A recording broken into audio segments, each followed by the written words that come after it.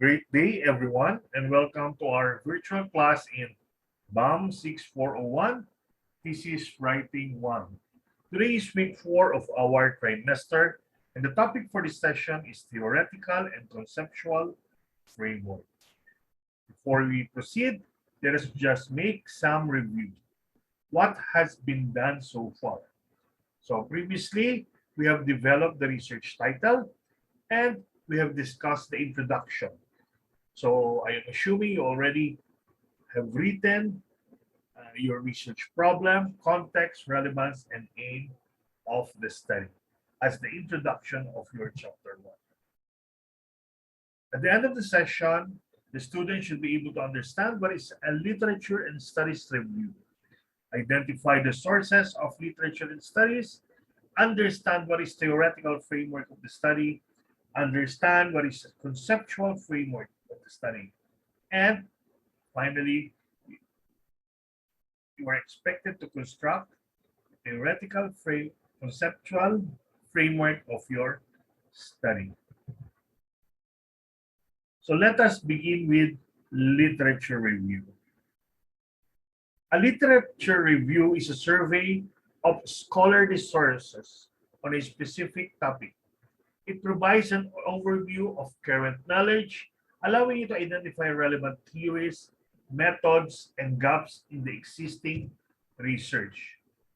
Writing a literature review involves finding relevant publications such as books and journal articles, critically analyzing them and explaining what you have found.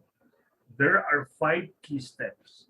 Number 1, search for relevant literature. Number 2, evaluate the sources. 3, identify themes, debates, and gaps. 4, outline the structure, and then write your literature review. A good literature review doesn't just summarize sources, it analyzes, synthesizes, and critically evaluates to give a clear picture of the state of knowledge on the subject. When you write a thesis, you will have to conduct a literature review to situate your research within existing knowledge. The literature review gives you a chance to demonstrate your familiarity with the topic and scholarly context. Develop a theoretical framework and methodology for your research. Position yourself in relation to other researchers and theories, and show how your research addresses a gap or it contributes to a debate. So for step 1, search for relevant literature. Before you begin searching for literature, you need a clearly defined topic. You will search for literature related to your research problem and questions. For example, the research question is, what is the impact of social media on body image among Generation Z? Start by creating a list of keywords related to your research questions. Include each of the key concepts or variables you're interested in and list any synonyms and related terms.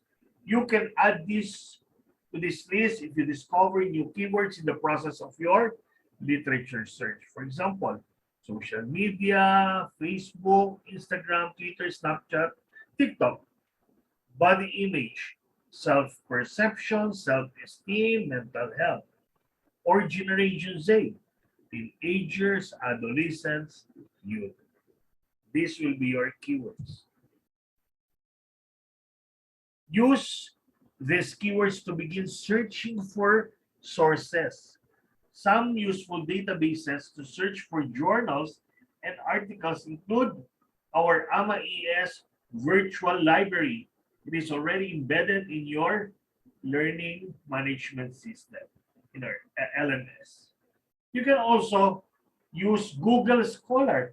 There is a wide collection of scholarly articles. JSTOR and EBSCO are, you need to subscribe. They are also rich in related literature and studies, but you have to subscribe.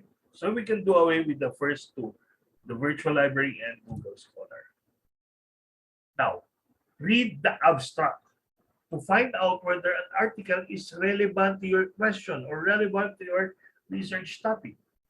When you find a useful book or article, you can check the bibliography to find other relevant sources. Now, when you find a literature, step two is to evaluate and select sources. You probably won't be able to read absolutely everything that has been written on the topic. You'll have to evaluate which sources are most relevant to your questions. For each publication, you ask yourself, what question or problem is the author addressing? What are the key concepts and how are they defined? What are the key theories, models, and methods? Does the research use established frameworks or take an innovative approach? What are the results and conclusions of the study? How does the publication relate to other literature in the field? Does it confirm? Does it add to? Or does it challenge established knowledge? How does the publication contribute to your understanding of your topic? What are its key insights and arguments? And what are the strengths and weaknesses of that research? So take note and cite your sources. As you read, you should also begin the writing process. Take notes that you can later incorporate into the text or of your literature review. It is important to keep track of your sources with citations to avoid plagiarisms.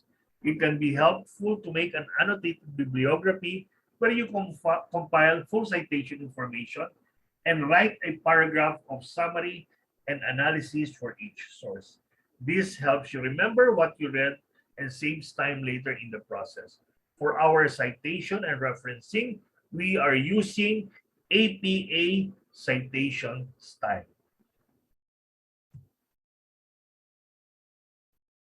So what are the characteristics of related literature studies?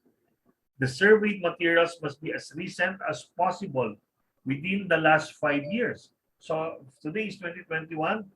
So from 2017, 18, 19, 20, and 21. Those years are the recent years. This is important because of the rapid social, economic, scientific, and technological changes.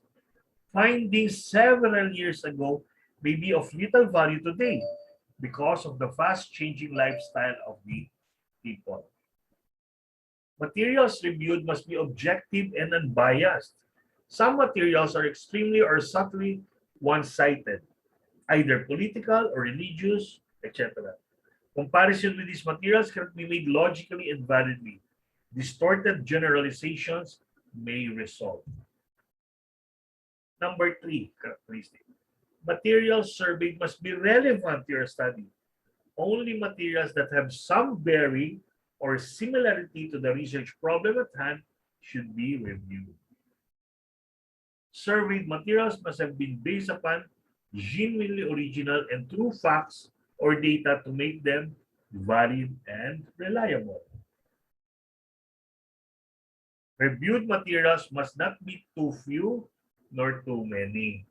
They must only be sufficient enough to give insight into the research problem or to indicate the nature of the present investigation.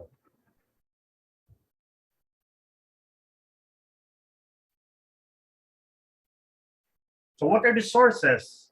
So books, encyclopedias, almanacs, and other similar references.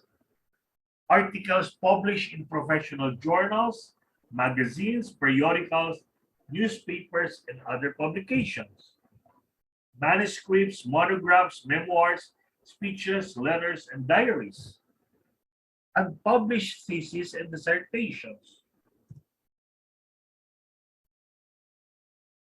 Bulletins, circulars, and orders emanating from government offices and departments, especially from the Office of the President of the Philippines, CHED, and DepEd. reports from seminars, educational or otherwise. Ito yung sources nyo ng related literature. Official reports of all kinds, educational, social, economic, scientific, technological, political, etc. from the government and other entities. Yan. In the internet, pwede kayong maghanap ng napakaraming books, napakaraming journals, napakaraming sources. Now, since our topic is about theoretical and conceptual framework, now we will delve into these frameworks. A framework is similar to a skeleton. It is a basic structure or a frame of reference. So this is an example of a citation. We are citing Webster, year 2006. It is designed to support or enclose something. As a skeleton gives shape, form, and strength to the body so it can stand erect, so do different concepts and theories. They serve as the building blocks or skeleton to strongly clarify the basis of the study. So mahalaga ang framework. So divided yan into theoretical and conceptual. The theoretical framework may be formulated from an existing theory or existing theories, and they serve as the foundation of the study. In such a case, the paradigm originally used by the theories can be fully adopted in the present study. It can also be adapted as the researcher can add or subtract variables from the original framework, provided that the whole theory is utilized. Likewise, the scope or range of a concept or a construct is discussed in combination with two or more theories, leading to a researcher's own framework. Ito, researcher's own framework can be a combination of theories or parts of the theory combined with the parts of another theory. This is the conceptual framework of your study, which guides the researcher by making the direction of the research clearer. The result of a clearer understanding of the theoretical or conceptual framework is a diagrammatic presentation of the study called the paradigm, which is explained in later slides. What about the paradigm? Webster, again, 2006, defines paradigm as a pattern, model, or set of forms which contains a particular elements. It is a scientific imagination of a researcher which is expressed visually through drawings or sketches. When used in a scientific work, the symbols must be specific in meaning. The usual figures used are rectangular shapes, circles, squares, lines, and arrows. Irregular shapes are sometimes used, and there must be an acceptable rationale for them. The sketch of a paradigm is something like a visual representation of the entire thesis. A title is needed to summarize the paradigm.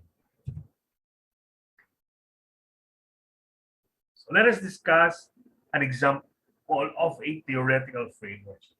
The research topic is all about user acceptance of a computerized system. What is the theoretical foundation? What is the theory behind it? Theory of planned behavior. So what is a theory of planned behavior? The theory of planned behavior aims to predict an individual's intention to engage in a behavior at a specific time and place.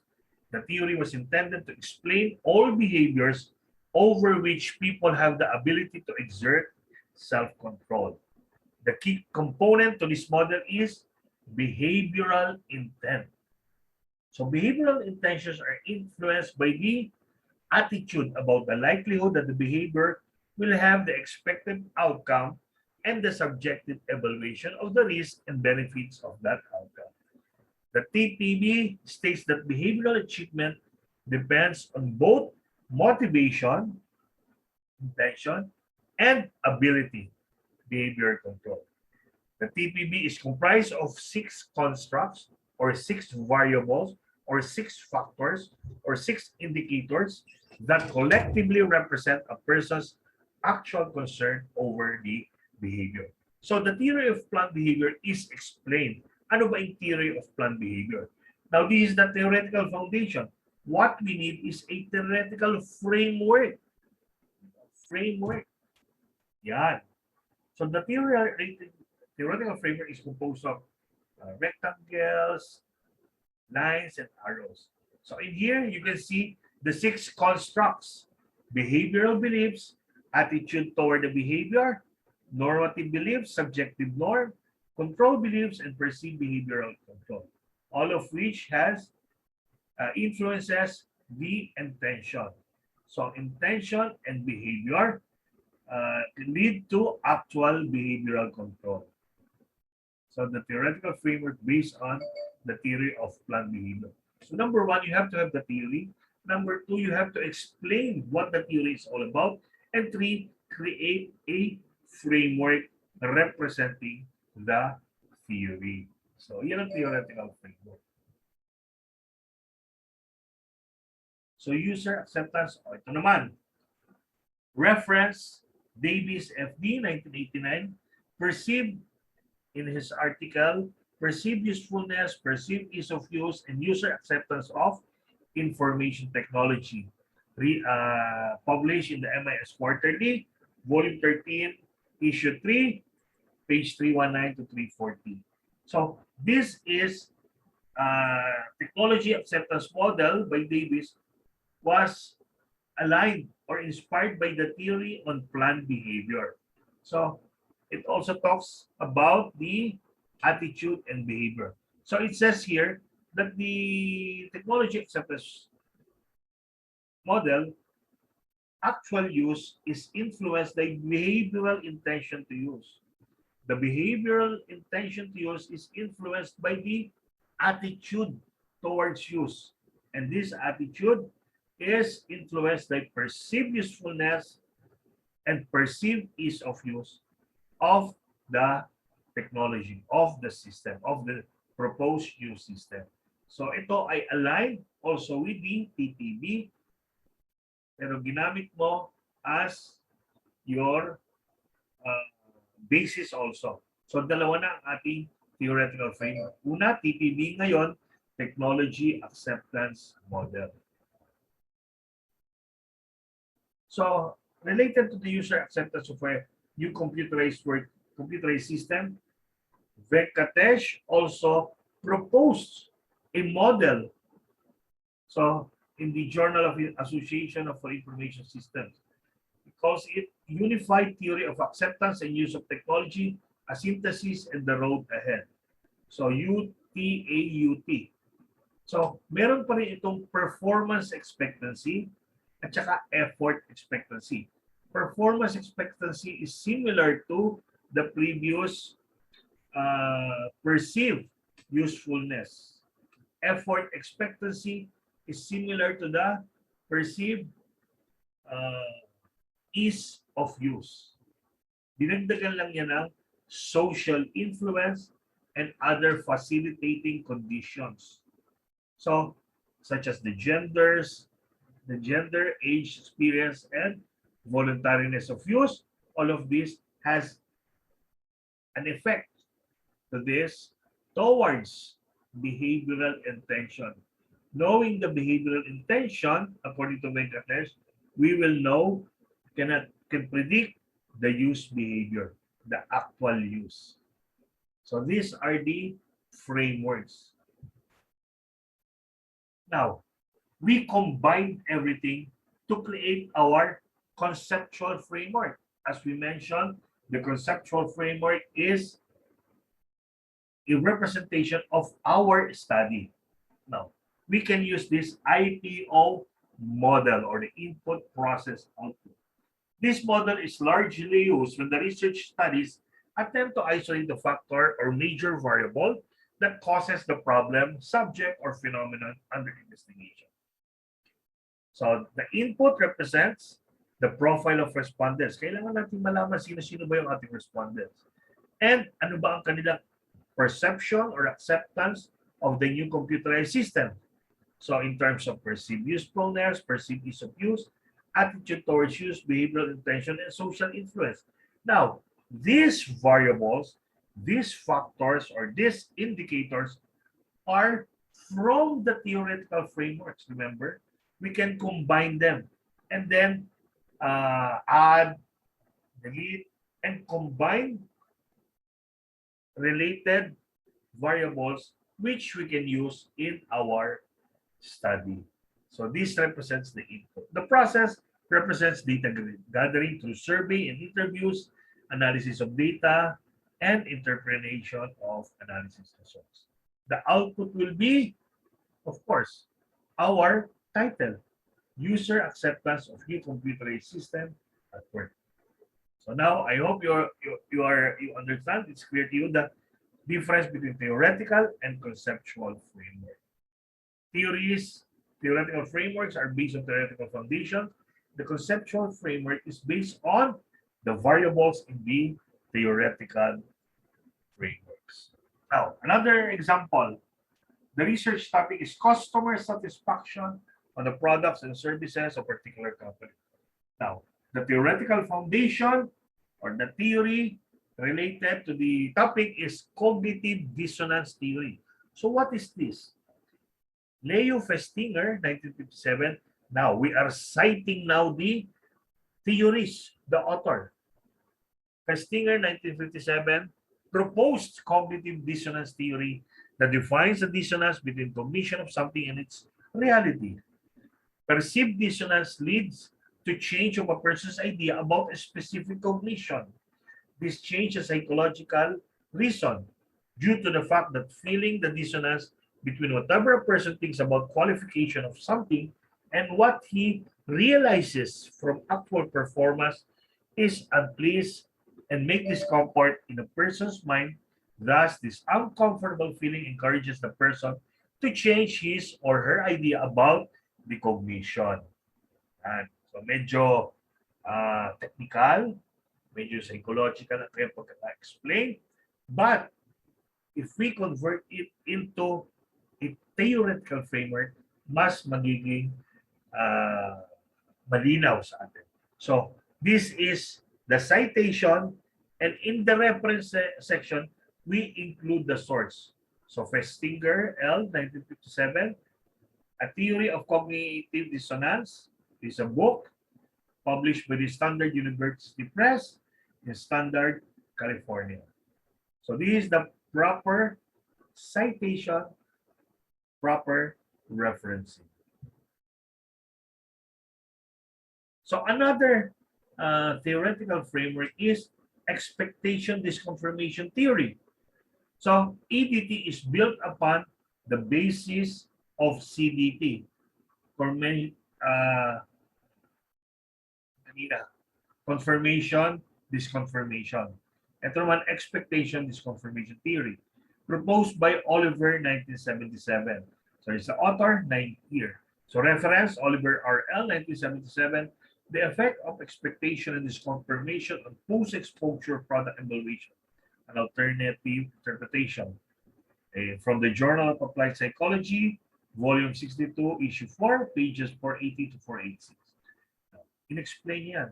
EDT can measure the customer satisfaction from the difference between customers' expectation and experience. So ito na yung dissonance, yung cognition at saka yung actual experience.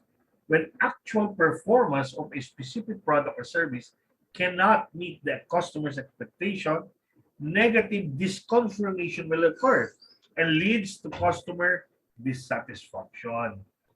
So since customer satisfaction ang ating topic, positive disconfirmation, on the other hand, leads to customer satisfaction if perceived performance of a specific product or service is able to exceed customer satisfaction. So this model consists of 4 components: expectation, perceived performance, disconfirmation, and satisfaction. So let us look at the framework. So, expectation is confirmation theory. So, ito yung expectation, ito yung perceived performance, ito yung para expectation versus reality. Sa tingin ko, bibili ko ng ganitong product, kaya lang nung nabili ko na, it's either, wow, sulit, nagustuhan ko yung product, or hindi siya nag-meet sa my expectation. So, the disconfirmation. So, positive disconfirmation will lead to satisfaction. Negative disconfirmation will lead to dissatisfaction. So, this is the theoretical framework based on EDT. So, again, we have the theories CDT and EDT. We combine or add, we select the appropriate variables, factors, or indicators, and then that is what we will be going to use in our conceptual framework.